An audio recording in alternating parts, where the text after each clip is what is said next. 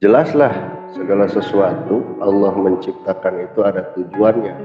Menciptakan pohon, menciptakan rumput, menciptakan kita semua ada tujuannya.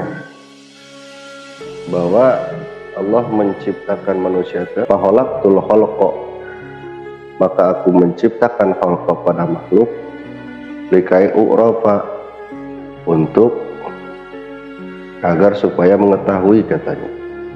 Mengetahui siapa? Mengetahui Allah Subhanahu wa taala. Nah, untuk mengetahui Allah Subhanahu wa taala kita perlu minimal mengenal martabat alam tujuh, alam maha gaib di dalam ilmu tasawuf. Nah, di sini ada yang disebut dengan martabat ahadiyat. Martabat ahadiyat, martabat alam ahadiyat.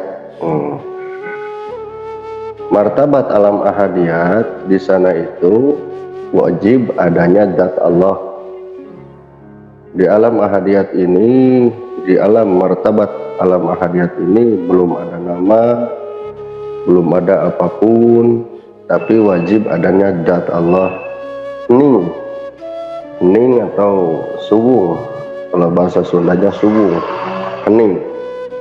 Jadi belum ada nama, belum ada apa, belum ada sifat, belum ada apapun, hening, tapi wajib adanya Allah yang disebut zat laisa kamitslihi syai'un.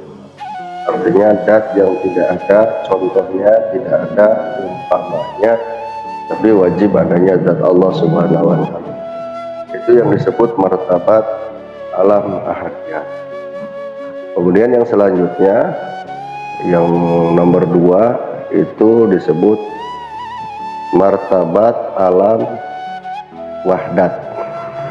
Nah, di sini di martabat alam wahdat yang kedua, zat menjadi sifat dengan menciptakan johar awal. Johar itu cahaya, awal itu yang pertama, yaitu hakikatnya Nabi Muhammad SAW. Nah, makanya di dalam hadis qudsi dijelaskan awalu ma khalaqallahu nuri, yang pertama diciptakan itu adalah nurku, kata Nabi Muhammad. Wa awalu ma khalaqallahul qalamu, yang pertama diciptakan itu adalah kalamku, kata Nabi Muhammad. Wa awalu ma khalaqallahu ruhi, dan yang pertama diciptakan adalah ruhku. Wa awalu ma khalaqallahul aqlu, dan yang pertama diciptakan adalah akalku, kata Nabi Muhammad. Itu dalam hadis qudsi dijelaskan seperti itu. Jadi zat di sini di alam wahdat, zat menjadi sifat dengan menciptakan johar awal, yaitu hakikatnya Nabi Muhammad SAW. Nabi Muhammad SAW diciptakan langsung dari zat Allah Subhanahu wa taala. Itu di alam, di martabat alam wahdat. Jadi di sini zat menjadi sifat. Kemudian selanjutnya yang ketiga itu adalah martabat alam wahidiyat. Jadi yang ketiga itu martabat alam wahidiyat. Di alam wahidiyat di sini disebutnya, bisa disebut af'alullah. Ininya sebuah tajalli. Af'alullah itu adalah perbuatan Allah. Di sini cahaya Rasulullah SAW, Nabi Muhammad SAW memancarkan 4 cahaya, yaitu yang pertama cahaya merah, yang kedua disebutnya cahaya putih, yang ketiga cahaya kuning, yang keempat itu cahaya hitam. Hitam juga disebutnya cahaya. 4 cahaya ini adalah bibit benih alam dunia, hakikatnya Nabi Adam alaihi salam. Nah, di situ disebutnya di alam wahidiyat, alam martabat wahidiyat. Kemudian selanjutnya yang keempat itu adalah alam martabat arwah. Jadi tadi yang pertama ahadiyat, wahdat, wahidiyat, alam arwah.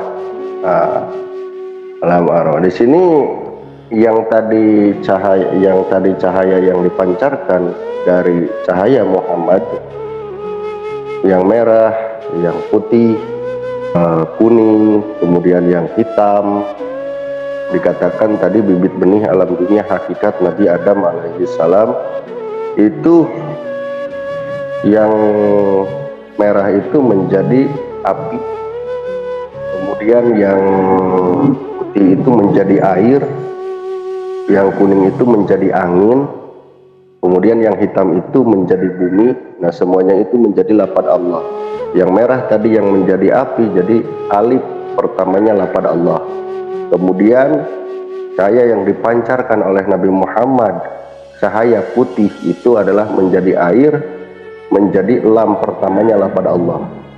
Kemudian yang ketiga itu adalah cahaya kuning yang menjadi angin, jadi lam keduanya lafaz Allah. Kemudian yang hitam itu yang menjadi bumi, jadi haknya lafaz Allah. Jadi alam dunia ini diliputi oleh asma Allah. Jadi makanya kemudian yang 4 perkara itu tidak akan bisa hidup. Yang tadi api, air, angin, bumi tidak akan bisa hidup tanpa adanya sinar matahari. Sinar matahari, tanpa adanya sinar matahari tidak akan hidup. Makanya di dalam lafaz Allah ada siddah atau tasdid di situ, Allah. Nah, itu. Nah, orang tua kita memakan makanan saripati. Ya, saripati alam dunia, di alam ajsam, alam ajsam itu alam jasad, terjadinya wujud jasad alam ajsam.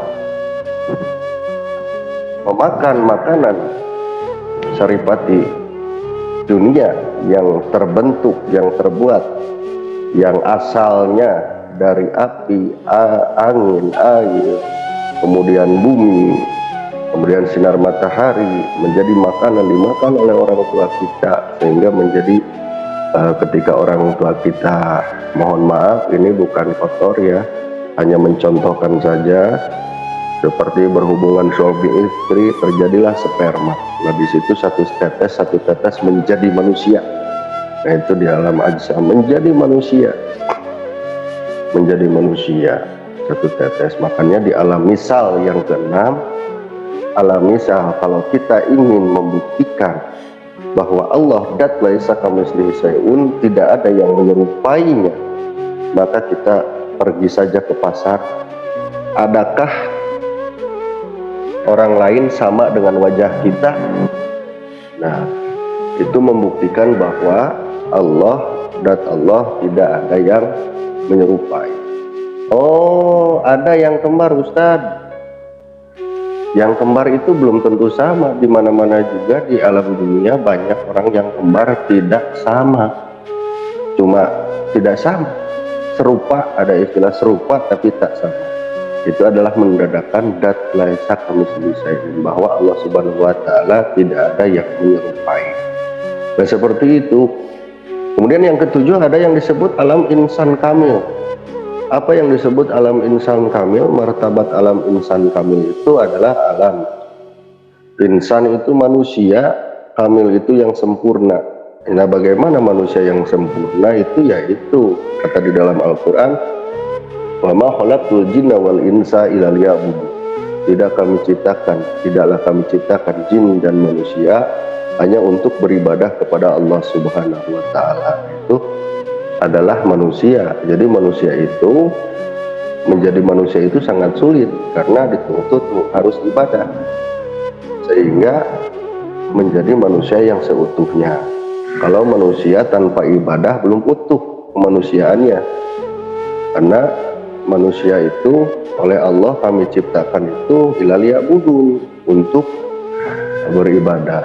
Nah, kalau tidak beribadah berarti belum seutuhnya menjadi manusia. Cuma belajar menjadi seutuhnya manusia, hanya belajar, ternyata jadi manusia itu sangat sulit.